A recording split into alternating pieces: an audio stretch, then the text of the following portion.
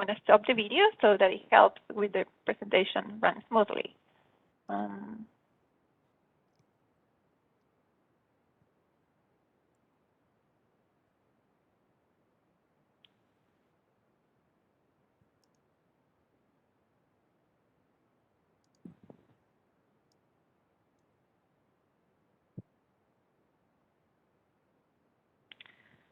So hello again, and welcome to this STLE webinar. Now on electric vehicles. Now let's get started with the topics I'll be presenting today. I'll provide an overview of drivers and trends, so the why of electrification, and then how the automotive industry is responding to the challenge by reviewing electrification architectures, hardware, fluid needs, and finalizing with what lays ahead for next generation fluid design. So let's get started with the reason. So we all know is climate change, and the agreement that was signed in Paris to limit the global rise in temperature to 1.5 Celsius for the 21st century. So this was last confirmed in 2021 in the UN Climate Change Conference at Glasgow with the following calls to action and affirmation of the net zero emissions by 2050, and among other objectives, speed up the adoption of electric vehicles and move away from coal power to generate electricity. Just to understand where we are, the CO2 emissions in 2021 were really close to the peak that we reached in 2019. So, and this is based on the International Energy Agency estimation. So a lot of work to be done to be able to reach that net zero emissions by 2050. So now let's take a look at emissions based on countries and sectors, as this will impact the electrification movement. As you can see in this chart, China and US are the major contributors to the CO2 emissions. And when it comes to the sectors, is transportation the major contributor. This is based on the US, and the different sectors and their contributions. However, this is seen for all the different countries. So now let's move into how the different countries that have committed to the net zero emissions by 2050 will get there. One way is to ban the introduction of internal combustion engines or ICE. So this map shows the different bans for the ICEs that have been announced globally.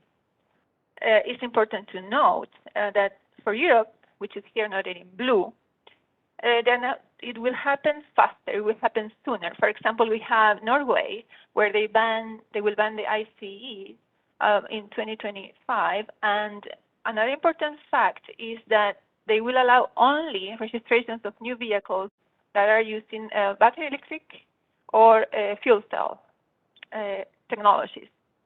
However, when we move to North America, where we see is in US, it depends on the state. So in the case of California, they will ban ICE and only accept BEV or fuel cell vehicles. However, in Canada, it has been announced and moved forward to 2035, where we will ban the ICE vehicles. However, we will still allow the registration of plug-in hybrids. So there's still the ICE engine in there. So now moving on to what else the countries have done to try to get to the net zero. Apart from the bans, the different countries have emission regulations and fuel economy targets defined over the years to reach that net zero target. So for example, for China, shown here in this blue bar, you'll see that the corporate average fuel consumption has to improve by 60% to achieve the target of 2030 from the current 47 miles per gallon that we are, or they are today. So the government, what is trying to help with the transition is providing subsidies. Now, these subsidies are being reduced over time. So these, you'll see, will have an impact on the sales of battery electric vehicles in China. I will show that later on in the future slide. When it comes to US, you'll see that here is shown in orange. The 2026 fuel economy target is still to be in the air, it's still to be defined. It's going to be tighter and more demanding than the previous one established by the previous administration. And we might see a fuel economy target of 52 miles per gallon. And that's compared with the 2020 at 25.4 miles per gallon. So again, a huge improvement in fuel economy needs to be achieved in the next few years for US. US also has mentioned that they will have subsidies and increase the installation of charging stations. When it comes to Europe, which is shown here in gray, you will see that they are more aggressive and they have tighter targets, and they are going to go all the way up to 107. This one is still to be confirmed. So this is pushing the electrification implementation at a faster pace. They want to be the leaders, leading the pack, and also having developed the technology in Europe so that other ones can then use. So you see here that in Europe, they're going to go from the current 47.9 miles per gallon in 2021 all the way, as I said, to 107. When it comes to Canada, so what's going on in Canada? So for Canada, we are following the fuel economy targets that are established or were established in US in 2017, and we will do the same going into the future. We do have a new policy that says that we're going to have registration is going to be banned for ICE, and the expectation is to have registration of zero-emission cars by 2035. And then there are going to be subsidies over the period of 5 years to increase the number of charging stations and for electric charging stations and for hydrogen refueling. So we've seen what the countries have done to try to get to that net zero target. Now we're going to see what the OEMs are doing to try to respond to those targets on fuel economy. In this chart to the left, you'll see the major OEMs, and then at the bottom you'll see the different technologies that have been used along with the ICE technology to improve the fuel efficiency. So we have turbo, CDI, CVT, more than 7 gears, a non-hybrid stop-start, cylinder deactivation, hybrid, all the way to electric vehicles or battery electric vehicles. One example, and you can see here, for example, for Benz, is that for them, they have achieved 100% adoption of some of these technologies already in their fleet. For example, for GM, they are getting there. They are not there yet. What it means is that for them, what is going to trigger is, and you might have seen in the news, is that they are then targeting to get to the 100% electric vehicles sooner. For example, Benz has announced that they will have 100% electric vehicles by 2025. And for example, GM, 10 years later, in 2035, they have announced that they want to reach that 100% electric vehicles in their fleets. Other OEMs, more popular in Europe, like Volvo, Bentley, Jaguar, and Land Rover, have also announced that they will get there in 2030 in a different way. In some cases, it's having the equivalent between the what they offer today as IC vehicle or car, and they want to have the version as a battery electric vehicle. So what else you'll see is that the huge inflow of new vehicles. For example, in 2022, this year, we are going to see 17 new battery electric vehicles offered by 12 different OEMs. So it's not just, as we had before in our mind, Tesla being as one of the main suppliers of battery electric vehicles. And the cost range is dropping, so making it more accessible to the consumer. So the question now comes as to what the consumer is doing. Do we see the adoption of these technologies? And the answer from the global sales is that yes. So what has happened from 2020 to 2021 is that the sales have increased considerably. They have doubled.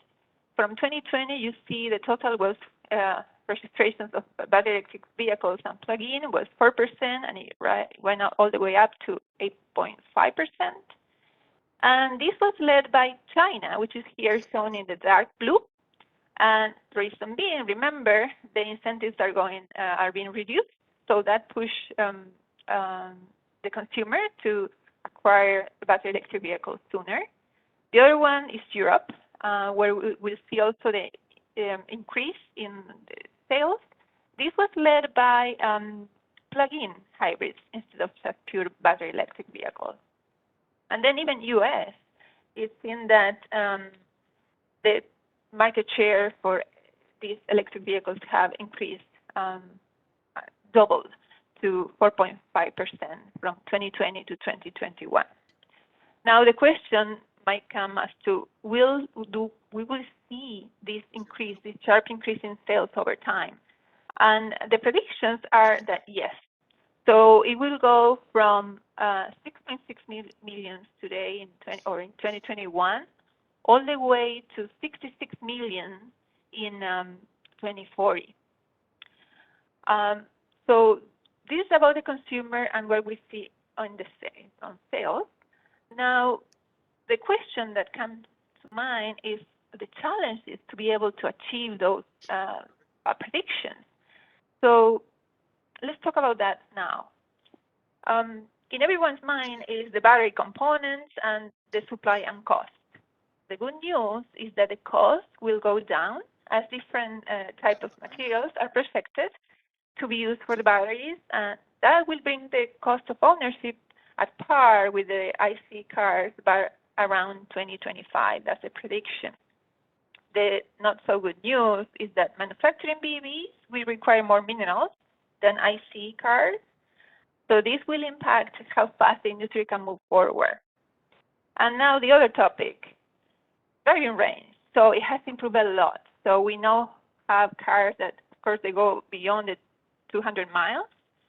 But, of course, the not so good news is that cold temperature is not good for the batteries. So you see that the range is reduced by 20% in cold temperatures.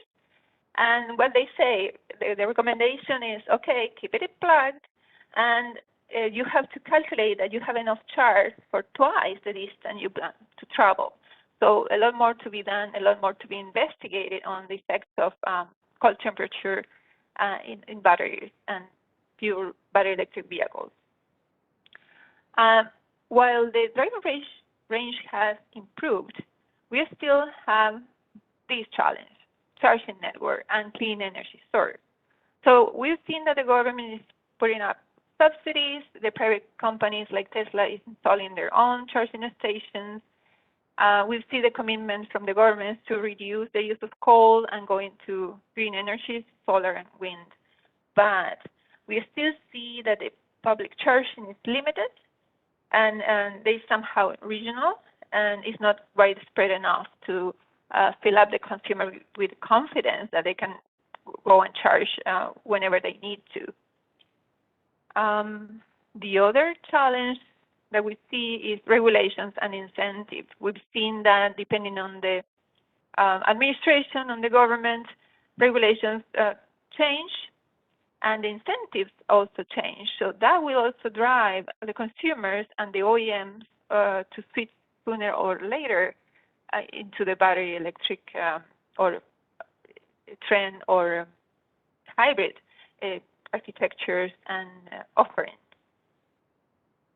And last but not least, the fuel price. As we see it increase, then there is more thinking about, oh, maybe a battery electric vehicle is a good choice. Based on calculations, now that the cost of battery electric vehicles is dropping, you might achieve the payback in about 3 to 6 years. So that's good news. So now let's move on to what the OEMs have done to try to achieve those tight fuel economy targets over time. So one way to do that is to integrate to the IC technology an electric motor to the system. So there are different levels of hybridization. So we have the micro hybrid, where we have an integrated starter generator, or what I call ISG. And this is a small electric motor using the start-stop technology. So where the engine shuts down, and it will start again when the driver releases the brake pedal. The operating voltage for these motors is pretty low. It's up to, I will say, 42 to 48 volts. But the fuel efficiency improvement compared to non-hybrid system is up to 10%. So one important advantage for all hybrids is the energy regeneration function, where the battery is recharged during braking. And on top of that, the same battery supplies electrical energy to other energy consumers in the car.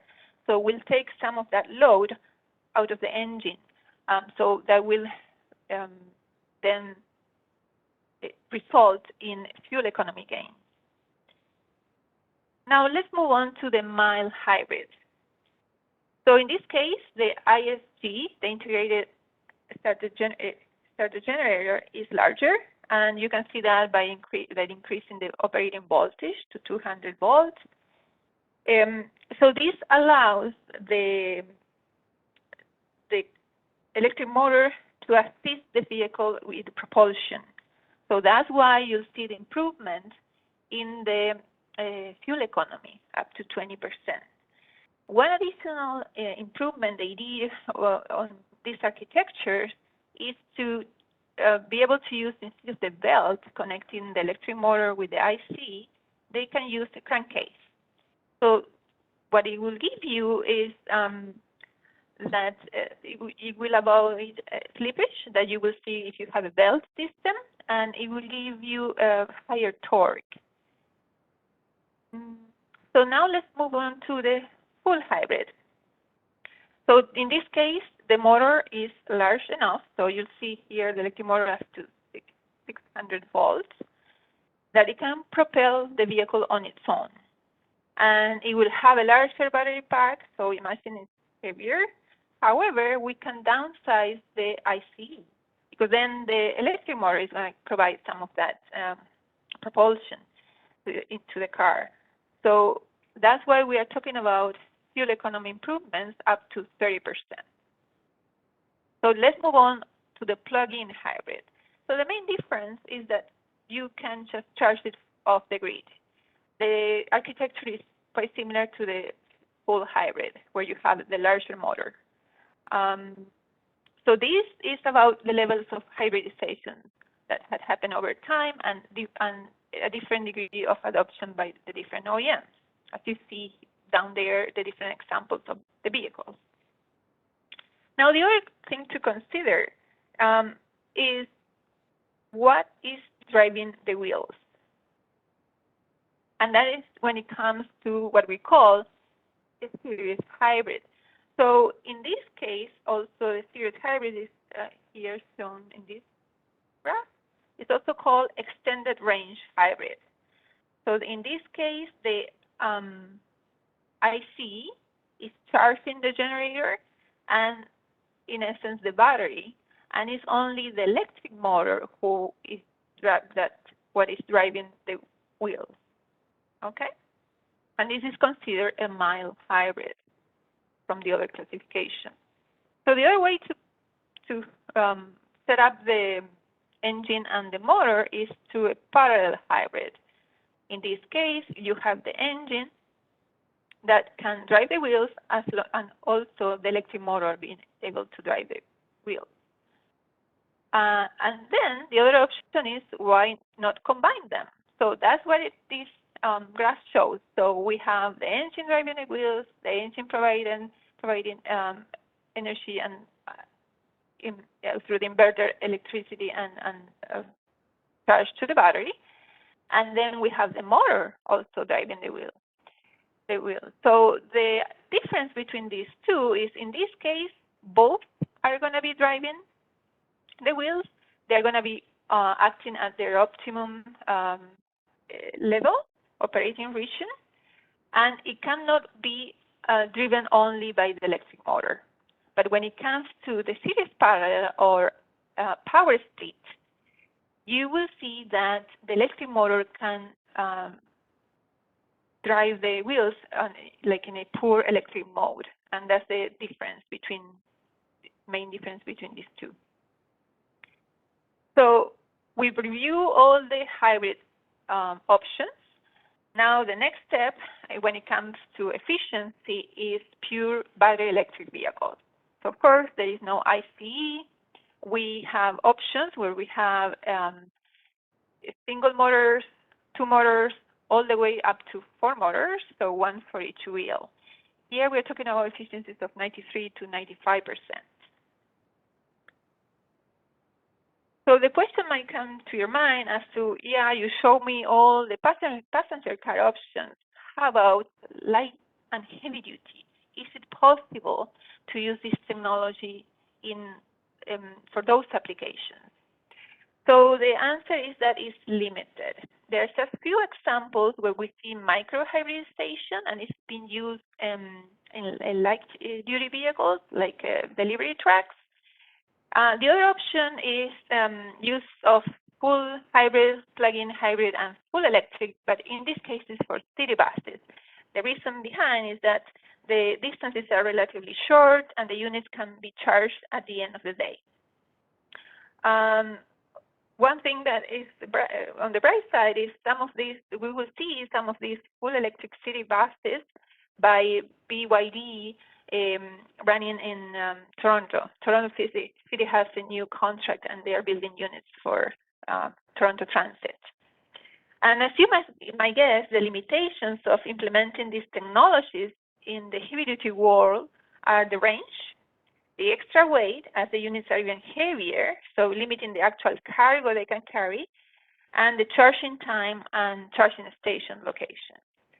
So that's why you see that for the trend is more into hydrogen fuel cell electric vehicles for the long-haul heavy-duty fleets. So now let's get into the fluids that we need for battery electric vehicles. So in this case, we have the battery pack. In the battery pack, we will need a coolant, and typically it's a mixture between water and glycol, and it goes through a cooling loop. Okay. So then we have the electric motor. The electric motor will also need cooling, and that could be achieved by external cooling using, again, the water glycol mixture, or immersive cooling with a lubricant. In some cases, you'll see that a grease is used for the bearings in the electric motor. And we also have, of course, the reduction gearbox. And in that case, we are going to need a lubricating oil. So moving on to the hardware, a little bit about what we see in those gearboxes. The gears are usually helical gears or unplanetary gearboxes. And when it comes to bearings, we see that they're using ball bearings, that could be steel or ceramic, and they're using tapered rollers or needle roller bearings.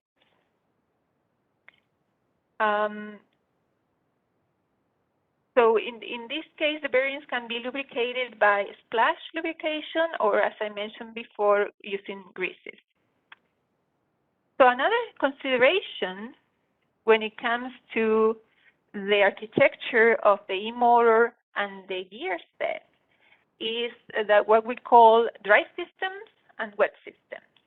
In the dry system, what you'll see is that the gearbox, here for example, and the electric motor are in different compartments.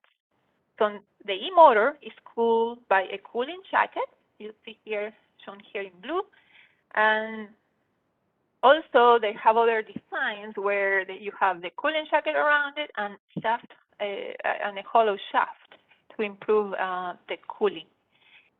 In the case of the gear oils, you're going to use in the gearbox you're going to use a gear oil, and for the cooling of the motor you're going to use the water glycol mixture.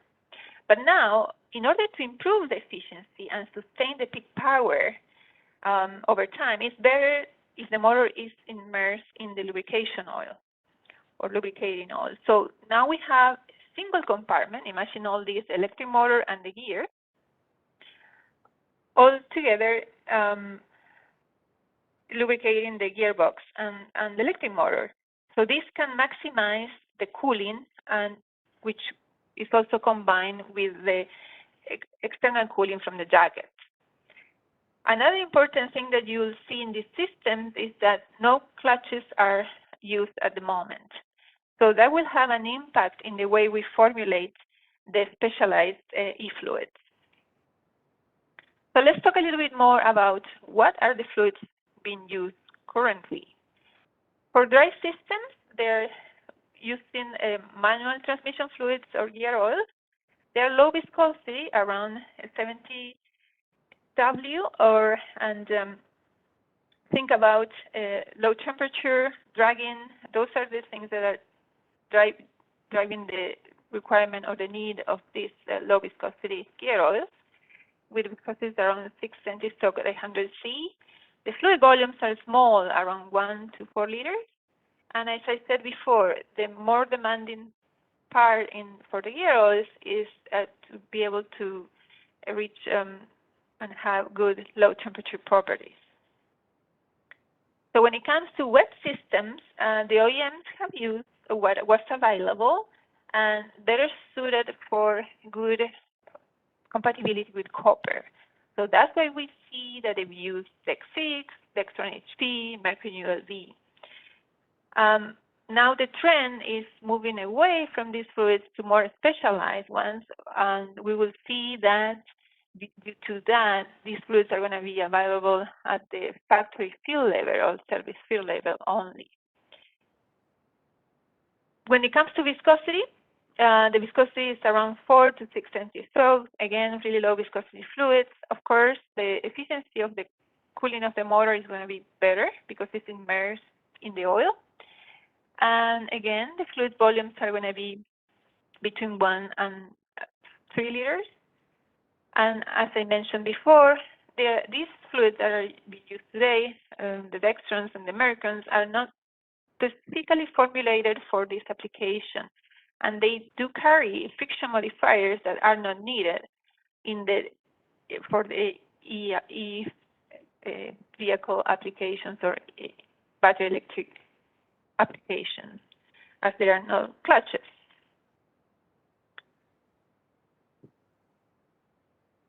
So moving on to what is actually needed for specialized e-fluids, we have to think about electrical properties, which should be maintained through the life of the fluid, as the OEM's requirement is for the fluid to be filled for life. The other important aspect is compatibility, and not only with copper, but other materials like copper coatings, nylon, different types of seals, plastic, and electronics. We also need to optimize for the ability of the oil on its cooling ability.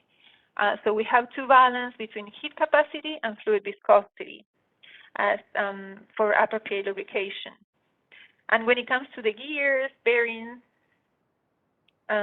we have to think about that we have limited lubrication because it's splash or spray, and the system have extremely high rotation speeds.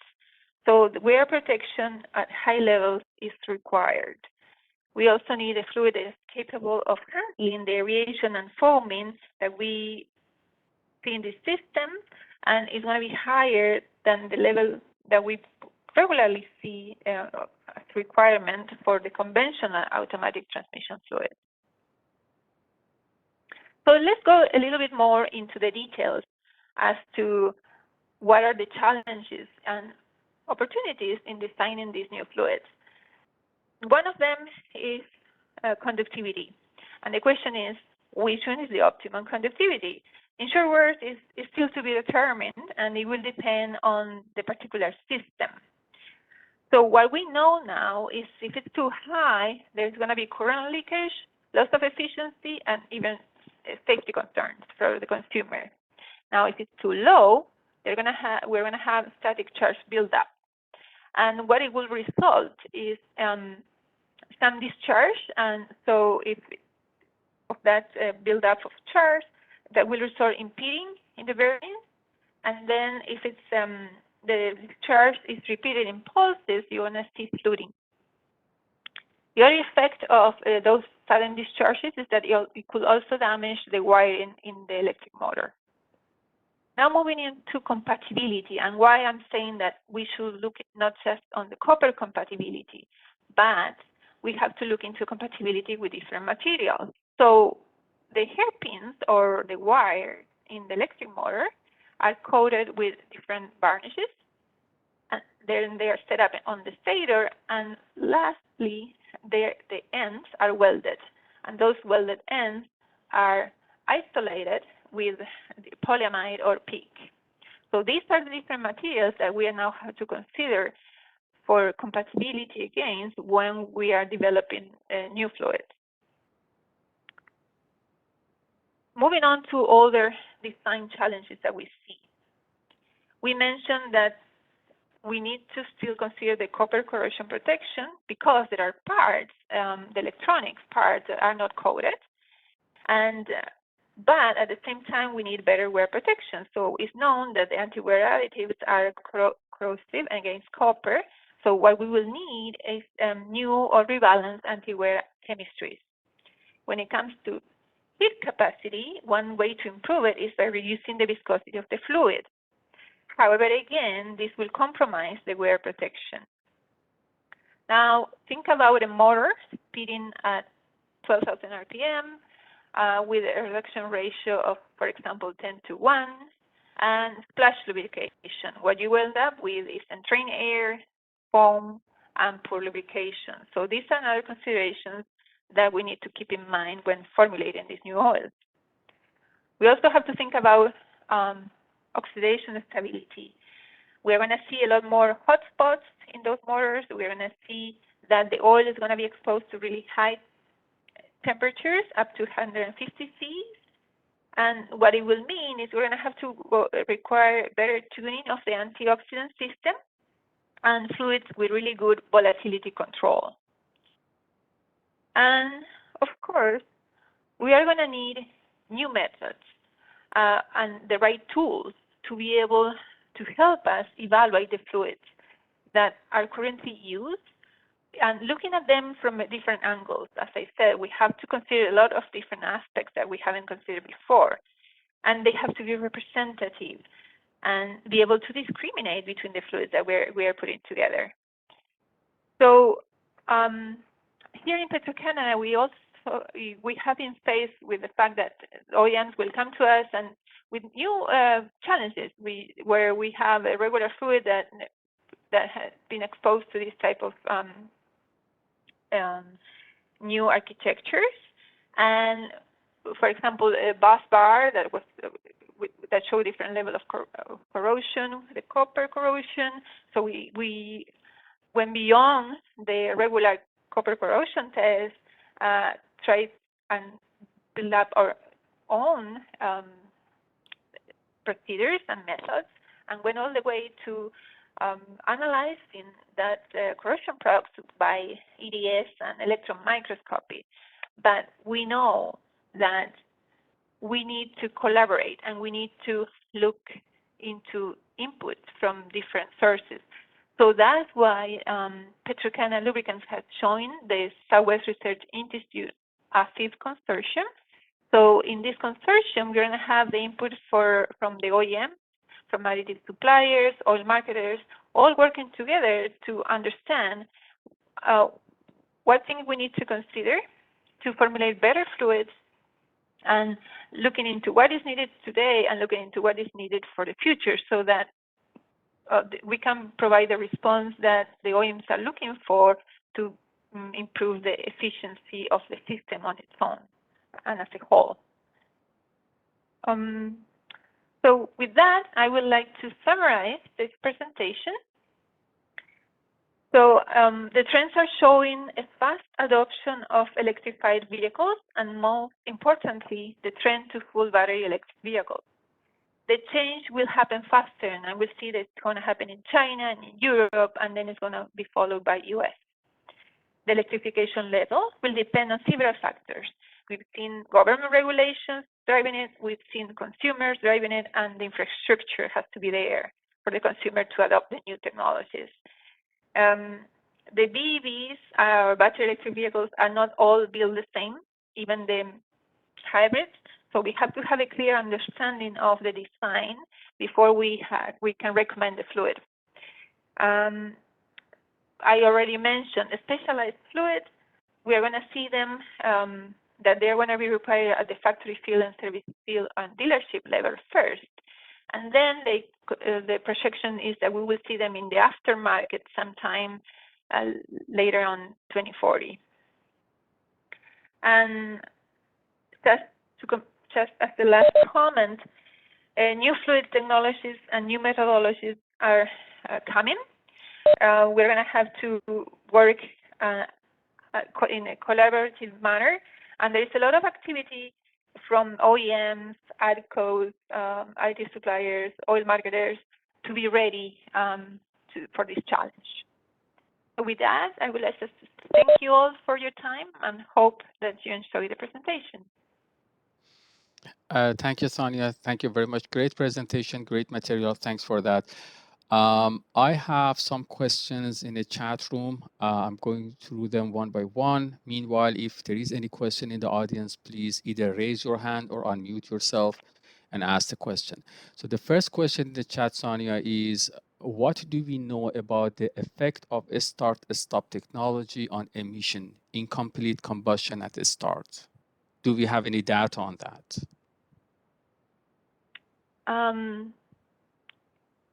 I don't have any specific data as to be able to show. Okay. The concerns were mostly about wear. That's what I've been noticing. But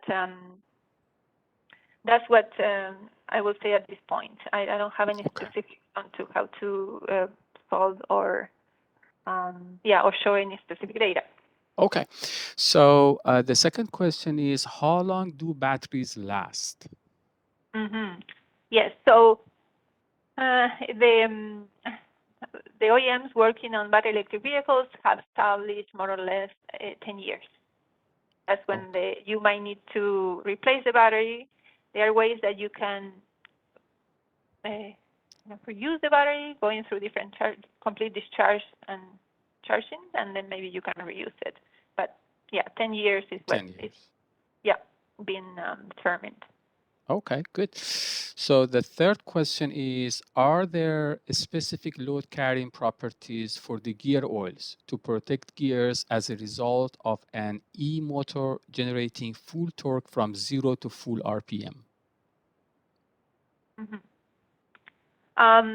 Okay, so for systems where we have dry systems, the gear oil fluids that are being used today seems to be working well.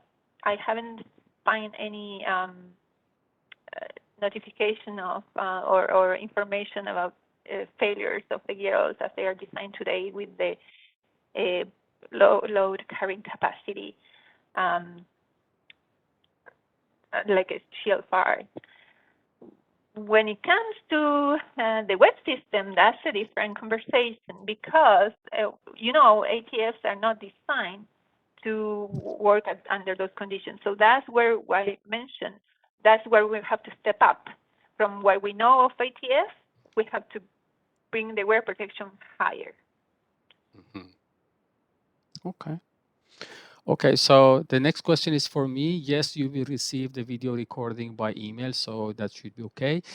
The last question that I have in the chat from Kenny says, for the wet system with the same oil for the gears and cooling the motor, are better filters required?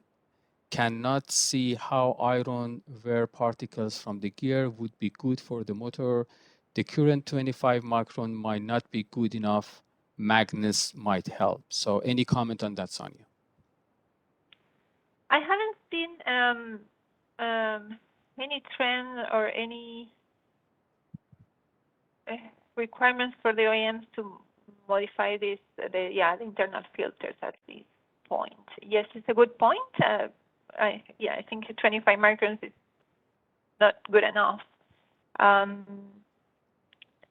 It's a good point, Ken. It might be helpful. It might help if we reduce the size of the internal filters in the system to mitigate the wear particles. Yeah. And sorry, go ahead. And Ken, when you mentioned the magnets, you mean the filtrations with magnets? Is that right? Or the magnets? Ken, can you elaborate? That are part from the motor. That when I.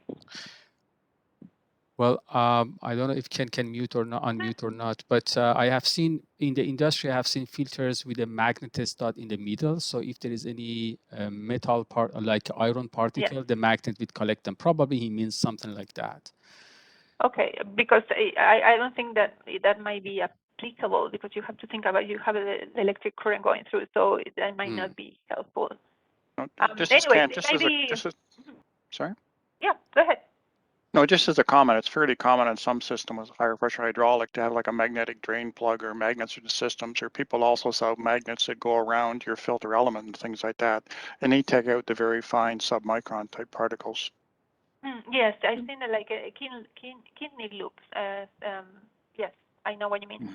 Well, I'm not sure if it's applicable for these things that when you have the electric motor, and you have to manage the current from the electric motor, all the parts, and if you have to add magnets to it. Yeah. Well, maybe it's a question while I'm here is just one of the difficulties of electric motors, and that is the currents that you can get. Is that a problem also when you have the ceramic rolling elements as well? Because that's normally a solution to prevent electric current That's problems. what they are doing. Yes, you're right. So in order to avoid that flooding and freeing, that's why they are trying to use ceramic ball bearings or covering them. A much longer life as well. Yes, that's right. And then the cost. So that's why they are putting more pressure into the lubricant and trying to see what is conductive and non-conductive, and trying to use the lubricant to transfer all the charge and go through and discharge in a different part of the bearing or the motor on the outside of the motor. That's what they are aiming. But yeah, still to be seen. Okay. So a question for myself, the finest filter media that we can use for ATF is 3 micron, 5 micron. What do you recommend? Okay. So one thing is when you talk about the ATF filter in the ATF itself, in the transmission itself, sorry. And one thing is what you use in your tank, in the container, or so when it comes to if you're talking about the tanks where you have the ATFs and you have to filter them, usually you shouldn't go below 10 microns. If you're gonna, if you go below, you are under the risk of removing the antifoams, for example. I see. Because it's in suspension. When it comes to the filters that are used in the ATF, in the automatic transmission, usually they're around, I would say, 50 to 25. Okay. Okay, good. I noticed that, Roseanne, you had your hand raised. So do you have a question or? If yes, please unmute. Well, there is another question. Vladimir says, today various hybrids being used clutches. Why do you think they will be eliminated in the future models? Mm-hmm. Okay, so one thing is talking about hybrids. So in the hybrids, you still have the drivetrain, so the transmission from the engine and the electric motor to the wheels. So you will have what they call eCVT, so no clutches in that, but you also will have the regular planetary gear transmission. So in those ones, you're going to have clutches, or even in a DCT, so dual clutch, or they're called EDCT. So you still have like the old version and the new version with electric motor combined. So for those ones, you're going to still use, in some cases, clutches. But when you go to the electric vehicles, at this point, the reduction gearbox is good enough so that you can drive the wheels without the need of clutches. Including clutches, it might help in the efficiency of the motor, or you can have different sizes of the motor. However, it will complicate on the if you want to have, for example, a wet system, and then design the fluid to be able to work with friction materials. So there are different designs, but usually when I see battery electric vehicles today, they don't have clutches. They don't need to have clutches. Okay, so we have another question there that says, have the vehicle OEMs been standardizing their lube spec, or each manufacturer develops its own standard? It's like, yeah, every manufacturer is going to develop their own standards. They're going to have, I guess, a baseline based on the fluids that they're currently used, and then they're going to have different levers and move different levers to get to improve the efficiency of the whole system through the fluid. So they're going to have their own specs. That's what I anticipate, or we all anticipate. Okay. Okay, so I don't have any other questions on the chat room. Any question in the audience that they want to ask? At the same time, I just wanted to mention that our next webinar would be April 12th by PAL, Controlling Water Contamination. So I have a question popped up.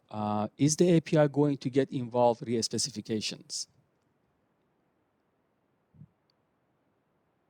So there is